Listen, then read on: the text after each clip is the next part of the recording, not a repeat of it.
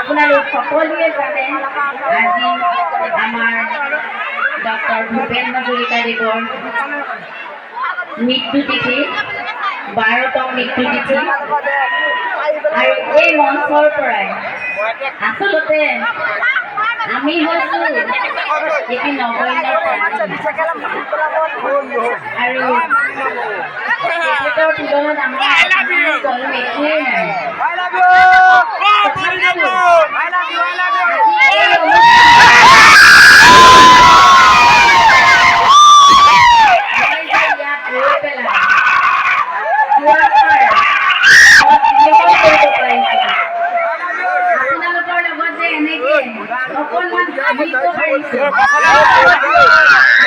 মই নিজকে বহুত গৌৰৱ অনুভৱ কৰিছো আৰু তাৰ লগতে আমি সকলোৱে তেওঁৰ হৈ তেওঁৰ কাৰণে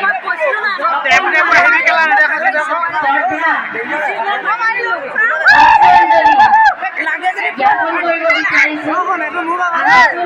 আমি সকলোৱে তেওঁৰ চৰণত তেওঁক অকণমান প্ৰণিপাত জনাইছো, সমস্ত প্ৰণিপাত জনাইছো ইয়াৰ পৰাই যে তেওঁৰ মৃত্যু হৈছে সঁচা, কিন্তু আমাৰ অন্তৰৰ পৰা, আমাৰ অসমৰ পৰা, আমাৰ ভাৰতবৰ্ষৰ পৰা, গোটেই বিশ্ব ব্ৰহ্মাণ্ডৰ পৰা তেওঁ কিন্তু মৃত্যু হোৱা নাই। সকলোৱে তেওঁক আমি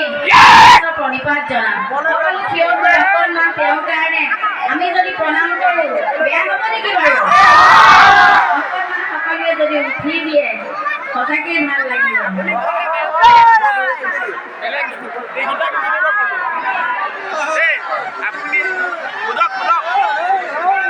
ধন্যবাদ আৰু ধন্যবাদ জনাব বিচাৰিছো ৰঙাগড়া অঞ্চলৰ অনুসূচিত জাতি ছাত্ৰ সন্থাৰ উদ্যোগত কিমান সুন্দৰ এটি অনুষ্ঠান আয়োজন কৰিছে। সেই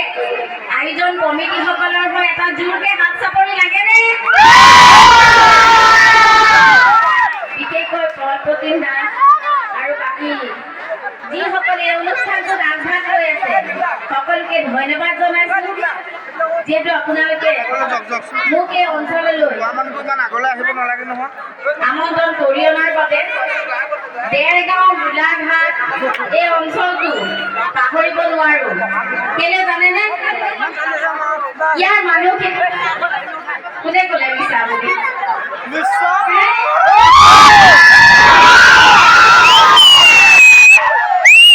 মানুহখিনি বিৰাটেই ভাল। মই যিমান বাৰ অনুষ্ঠান কৰিবলৈ আহিছো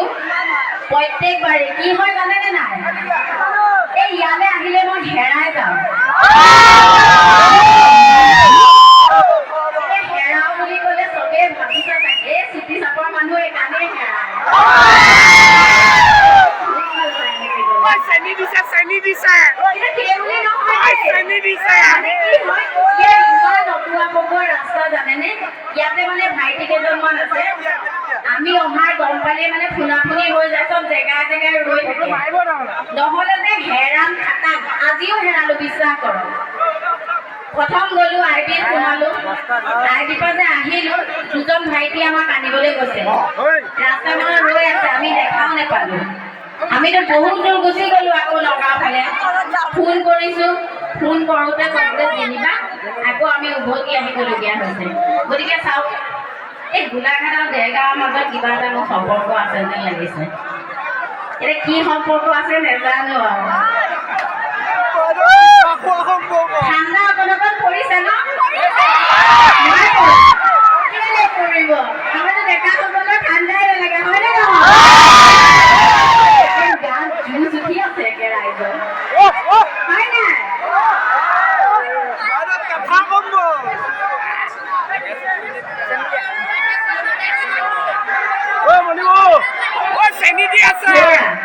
জীৱনতে মানুহজনী আহিছো আহি এইখিনিত উঠি কথা পাতি আছো মোক সন্তুষ্টই নহয়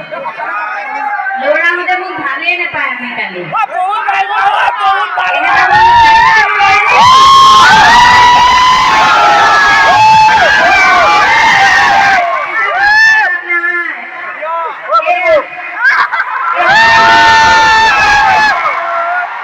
লাইচেন্সৰ কাৰণে আজিকালি ল'ৰা হ'লেও খাব নোৱাৰা হ'লো বৰ দুখৰ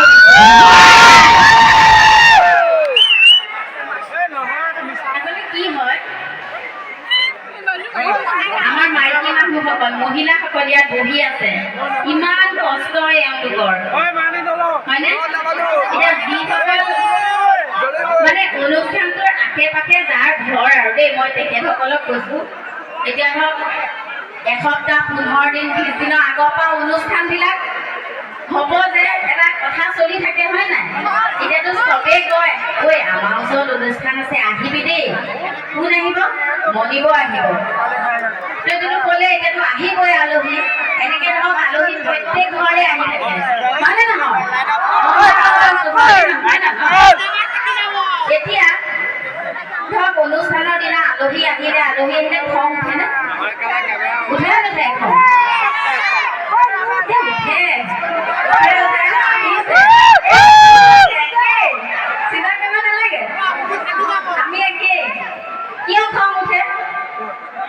ৰাতিপুৱাৰ পৰা ঘাম ধুম কাম কৰি 4টা বজাতে ভাত পানী খাই আগত বহিম হয়নে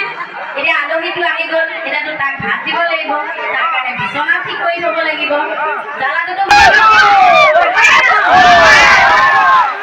মাতটো কমকৈ থাকিলে বিয়া পতা মানুহ নাই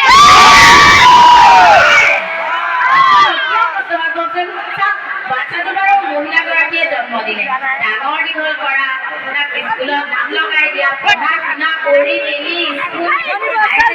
কলেজ তাৰপিছত আৰু কিবা ডিগ্ৰী পঢ়িলে তাৰপিছত কাৰোবাৰ চাকৰি কৰিবলগীয়া হ'ল চাকৰি কৰিলে বিয়া পতাই দিলে গোটেইখিনি পুৰুষসকলে কৰে নে নকৰে কিন্তু বদনামটো মানে কি হয় যে পুৰুষৰ গাত বদনাম পৰে আৰু মহিলাগৰাকী বাচি যায় কাৰণ মহিলাগৰাকীয়ে দুখ পালে কান্দি দিয়ে হয়নে অভিমান কৰে হয়নে কিন্তু পুৰুষসকলে যে কান্দে আবেগটো যে ইয়াত সোমাই থাকে কোনেওতো নেদেখে কান্দিব নোৱাৰে হয়নে ক'ৰবাত চুক এটা সোমাই মন মাৰি বহি থাকে বেছি সময়ো মন মাৰিব নোৱাৰে আকৌ ইফালে চেনি চাহপাত আনিব হয়েই হয়নে নহয় ইমানখিনি হোৱাৰ পিছত প্ৰত্যেকে কিবা এটা হ'লে কয় যে মহিলাগৰাকীয়েহে চব কৰে পুৰুষৰ একো নায়েই কিন্তু মই আজি কিন্তু পুৰুষৰ ফালে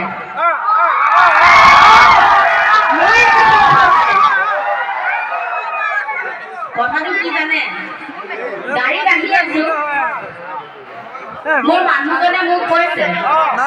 প্ৰত্যেক অনুষ্ঠানত যোৱা আৰু খালি মহিলাসকলৰ কথাই কোৱা পুৰুষৰ কথা অকণো নোকোৱা কেতিয়াবা ক'বাচোন আমাৰ পুৰুষৰ কথা তেতিয়া মোৰ অকণমান লেভেলটো বাঢ়িব সেইকাৰণে বাপেকে কৈ দিছোঁ এতিয়া এনেকুৱাই লেভেল বাঢ়িব কাটিব মই একো কৰিবই নালাগে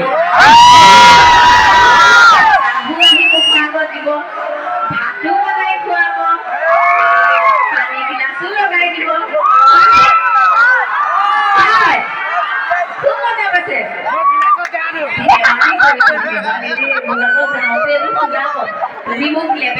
আকৌ লেভেলটো কমাই থৈ আহিলা সঁচাকে ভাল লাগিছে আপোনালোকৰ এই উৎসাহটো যে পাই আছো নহয় সঁচাকে অনুষ্ঠান যি হয় নহয় পিছৰ কথা কিন্তু আপোনালোকৰ যে মৰম চেনেহখিনি এই চিঞৰটো এই হাত চাপৰিটো আচলতে এইবিলাক যে এটা এটা পাৱাৰ আপোনালোকে যিমানেই এইটো কৰিব সিমানেই মানে বডিত আমাৰ পাৱাৰটো সোমাই যায় আৰু আমি কথা ক'বলৈ কিবা এটা কৰিবলৈ দুগুণ উৎসাহ পাওঁ হয়নে